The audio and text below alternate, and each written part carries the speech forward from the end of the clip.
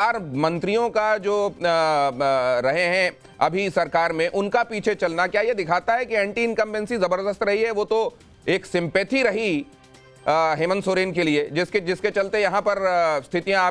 महाराष्ट्र की राजनीति से एक बड़ी खबर आ रही है, वो जरा फ्लैश कर दूं आपको, बता दूं जरा, देखिए जनगण का मन। महाराष्ट्र की राजनीति से यह खबर, महाराष्ट्र चुनाव, फडणवीस से मिलने पहुंचे प्रदेश अध्यक्ष। तो क्या अब इस बार जो सीएम होगा वो भारतीय जनता पार्टी का होगा? बीजेपी प्रदेश अध्यक्ष मिलने पहुंचे हैं देवेंद्र फडणवीस से। देवेंद्र फडणवीस ने कल नागपुर में एक बैठक भी की थी जिसमें कई बड़े नेता शामिल थे, और उस दौरान भी इस पर मंथन हुआ होगा कि इस बार क्या अपने सीनियर पार्टनर होने का हवाला देते हुए महाराष्ट्र में इस बात को कहा जाएगा कि अब शिंदे साहब अब इधर आने दीजिए कुर्सी। क्या कुर्सी को लेकर वहां कोई खींचतान दिखाई देगी, या पहले से इतनी समझदारी बन चुकी है कि क्या होने वाला है? अगर आप स्ट्राइक रेट के हिसाब से देखें तो एकनाथ शिंदे भी ये कह सकते हैं कि देखिए मेरी सीटें, मैं कितने में लड़ रहा था और कितने में मुझे विजय हासिल हो रही है वो आप देखें। लेकिन फिर भारतीय जनता पार्टी का यहां कहना क्या होगा? वैसी ही सरकार दिखाई देगी जैसे अभी तक हम देखते आए हैं, या इसमें कोई बदलाव दिखाई देगा? आरपी सिंह साहब हमारे साथ जुड़ रहे हैं। आरपी सिंह साहब, महाराष्ट्र में लोकेश जिंदल कह रहे हैं कि तमाम चीजें ऐसी जो भारतीय जनता पार्टी और सहयोगियों के खिलाफ दिखाई देती है, लेकिन जनादेश में वो रिफ्लेक्ट नहीं होती। लोकेश जिंदल साहब शायद अभी भी चुनावी मोड में है, चुनाव खत्म हो चुका है। वो मुझे लगा था कोई सभा कर रहे हैं, जैसे कि वो सब बातें कर रहे थे। लोगों ने मैंडेट दिया है, आपने अपना पक्ष रखा, हमने अपना पक्ष रखा। लोगों को डबल इंजन की सरकार पसंद आई महाराष्ट्र के अंदर, और लोगों को ये अच्छा लगा कि जिस प्रकार से मोदी जी ने वहाँ पर पिछले कुछ सालों में मेहनत कर कर वहाँ पर राज्य की चिंता करी है। लगभग 10 लाख करोड़ रुपए पिछले 10 सालों में केंद्र की ओर से राज्य को मिला है, और प्लस वहाँ पर जो हमारी सरकार पिछले 2.5 साल की रही उसमें किस प्रकार से भ्रष्टाचार मुक्त ईमानदार सरकार रही और किस प्रकार से पहले हफ्ता वसूली की सरकार थी, लोगों ने ये भी देखा। तो अब उसको मैंडेट को मान लीजिए, जैसे हम झारखंड के मैंडेट को अगर ये देश का मानस रिफ्लेक्ट हो रहा है आरपी सिंह साहब, तो झारखंड में क्यों नहीं दिखाई दे रहा है ऐसा? मैं कह रहा, आपने मुझे टोक दिया, मैं झारखंड की बात पे आ गया था।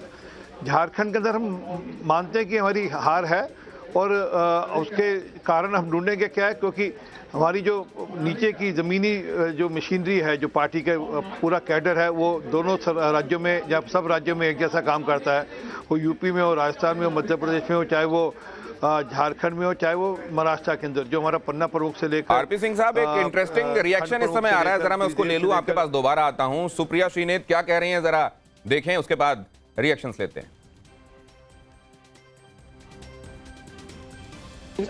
कांग्रेस नेता सुप्रिया श्रीनेत हमारे साथ है बात करने के लिए। सुप्रिया जी, महाराष्ट्र और झारखंड 2 राज्यों के विधानसभा और कई राज्यों में उपचुनाव के नतीजे जो है वो सामने आ रहे हैं। क्या महाराष्ट्र का जो नतीजा है वो जो कांग्रेस पार्टी उम्मीद कर रही थी वैसा नहीं दिख रहा है? बिल्कुल ऐसा सच है कि महाराष्ट्र में हम इससे बहुत बेहतर प्रदर्शन की उम्मीद करते थे। हमें विश्वास था कि हम बड़ी तरीके से जीत सकते हैं। हम लोगों के मुद्दे उठा रहे थे, किसानों की बात कर रहे थे, महिलाओं की बात कर रहे थे, युवाओं की बात कर रहे थे, और महाराष्ट्र का जो नतीजा है वो बिल्कुल अप्रत्याशित है और डिसअपॉइंट करता है। लेकिन महाराष्ट्र का नतीजा झारखंड की जीत को ओवरशैडो नहीं कर सकता है। झारखंड में हमारी सरकार रिपीट हो रही है, अच्छे बहुमत से रिपीट हो रही है। ये अपने आप में एक बहुत बड़ी उम्मीद और आशा की किरण है कि अगर आप काम करिएगा तो आपको लोग जरूर वापस वोट करेंगे। एक ये भी बात है कि उपचुनाव की भी पिक्चर बहुत मिली जुली है। यूपी में हमारा गठबंधन 2 सीटें जीत रहा है, मध्य प्रदेश में शिवराज सिंह जी के गढ़ में हम सीट जीत रहे हैं, वायनाड प्रियंका जी जीत रही हैं, कर्नाटका, राजस्थान में हम लीड कर रहे हैं बीजेपी के ऊपर। तो बहुत मिली जुली उपचुनावों की पिक्चर है, लेकिन ये 1 ऑल का स्कोर है। महाराष्ट्र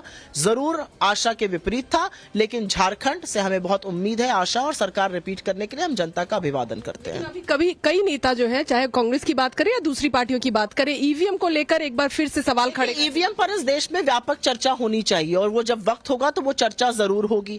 जिस तरह से इलेक्शन कमीशन ने चुनाव टाला, महाराष्ट्र में 3-3 इंस्टॉलमेंट जाने दिए उनकी योजना के, वो सारी चीजें थी। लेकिन आज मैं सिर्फ नतीजों पर और जो नंबर्स आए उस पर चर्चा करना। जिस योजना का आप जिक्र करिए, एक अंतिम सवाल, जिस योजना का महाराष्ट्र में आप जिक्र कर रही है, कुछ ऐसी ही योजना झारखंड में मैया योजना चलाई जा रही थी। है कि महिला वोटर बहुत इंपॉर्टेंट है। ये दिखाता है कि अगर आप महिलाओं के लिए काम कर रहे हैं तो महिलाएं खुलकर आपके साथ खड़ी हो रही हैं, और शायद महिलाओं के लिए और मुखरता से और प्रमुखता से हम बात करेंगे। प्रियंका जी का सदन आना इस बात की उम्मीद बनाता है और बढ़ाता है कि हम इन विषयों पर महिलाओं को केंद्र बिंदु रख के और चर्चा करेंगे। धन्यवाद।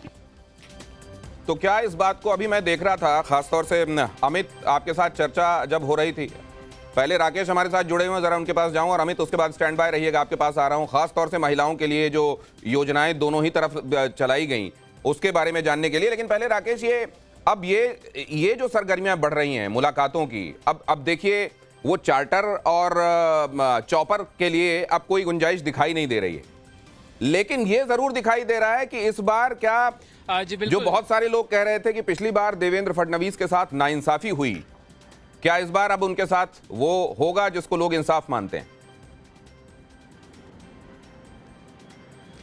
जी बिल्कुल, देखिए जो जिम्मेदारी उनको दी गई थी वो उन्होंने बखूबी निभाई, ऐसा इन आंकड़ों से साफ प्रतीत होता है। लेकिन उसके बावजूद बीजेपी जो है वो कई सारे सरप्राइजेस के लिए जानी जाती है। तो ऐसे में बीजेपी क्या फैसला लेगी वो तो उनके आला कमान जाते हैं, लेकिन हर कोई बीजेपी के महाराष्ट्र में जितने जो नेता हैं वो यही चाहते हैं कि देवेंद्र फडणवीस जिन्होंने जिम्मेदारी को बखूबी निभाया उनकी ताजपोशी इस मामले में हो। अब आंकड़े जो है उसको साफ दिखा गए। और दूसरी तरफ अभी जो महाराष्ट्र के बीजेपी अध्यक्ष है बावनकुले, वो भी अब सागर बंगले पे पहुंचे हैं देवेंद्र फडणवीस से मिलने के लिए। आगे की जो रणनीति है, जो तैयारी है, उसको लेकर चर्चा होगी। कुछ जगहों पे जश्न की तैयारियां जो आपकी जब बात हो रही है खासतौर से वहां महाविकास अघाड़ी के लोगों से, तो वो इसको मैंडेट के तौर पर स्वीकार कर रहे हैं या उनको गड़बड़ नजर आ रहा है? क्योंकि अभी मैं देख रहा था संजय राउत ट्वीट कर रहे हैं कि ये कुछ तो गड़बड़ है।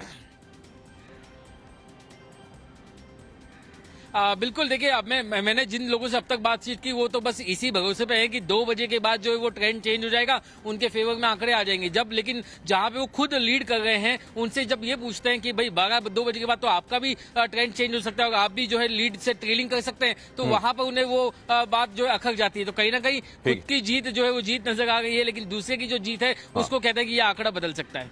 प्रदेश अध्यक्ष भारतीय जनता पार्टी के देख रहे हैं आप, वहां मुलाकात कर रहे हैं देवेंद्र फडणवीस के साथ।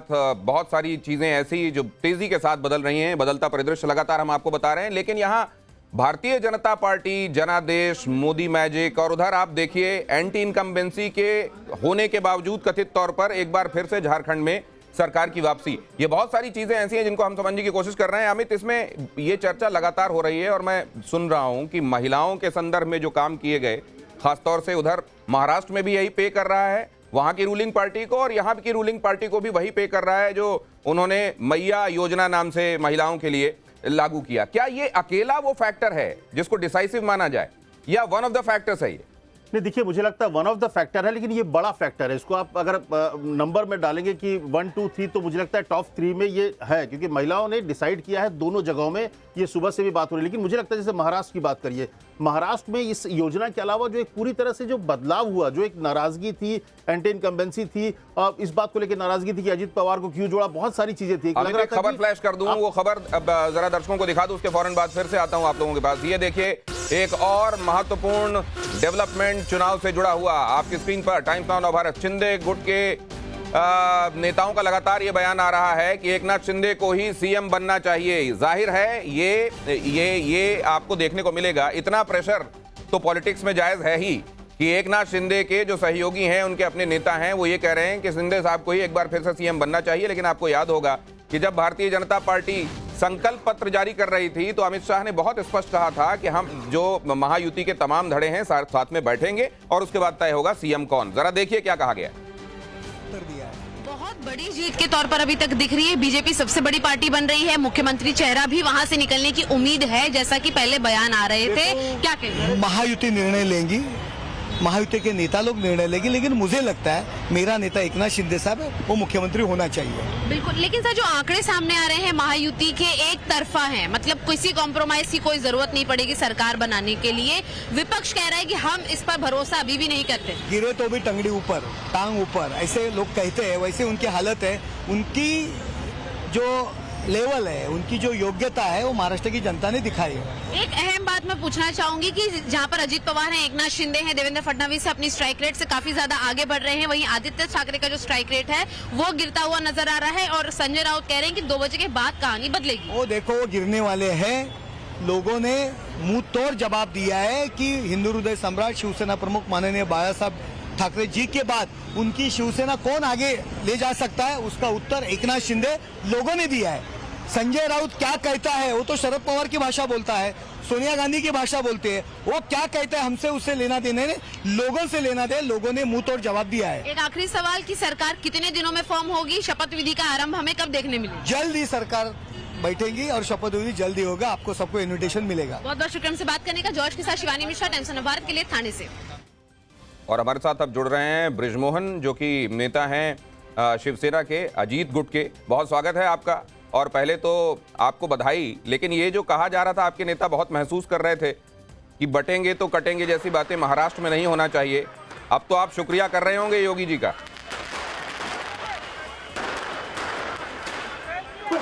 देखिए, हमारा तो आदरणीय अजीत दादा पवार ने भी उस समय कहा था और आज भी हम लोगों का इस मामले में बिल्कुल स्पष्ट सोच है कि हम लोग मतदाता में किसी भी प्रकार का धर्म, जाति या लिंग भेद का अंतर नहीं करते। हमारे लिए सभी मतदाता आदरणीय मतदाता हैं और हम लोग सारे मतदाताओं के लिए सोचते हैं, तो उसमें सभी धर्म, जाति और लिंग के लोग आते हैं। मैं सोचता हूँ इसी बात को हम लोगों ने कहा था और जनता ने भी उस बात को स्वीकार किया। ऐसा नहीं है, आप देखिए जिस प्रकार से वोट मिले हैं हमारे महायुति के प्रत्याशियों को, इसमें सभी धर्म और जाति के लोगों के वोट हैं।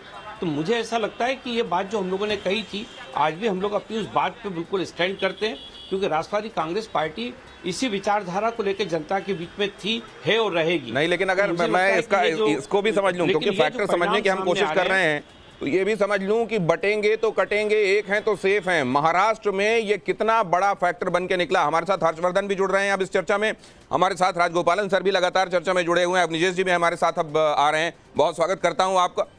बटेंगे तो कटेंगे को लेकर खुद महायुति के कई नेताओं में एप्रीहेंशन था कि कहीं एक बैकफायर न कर जाए।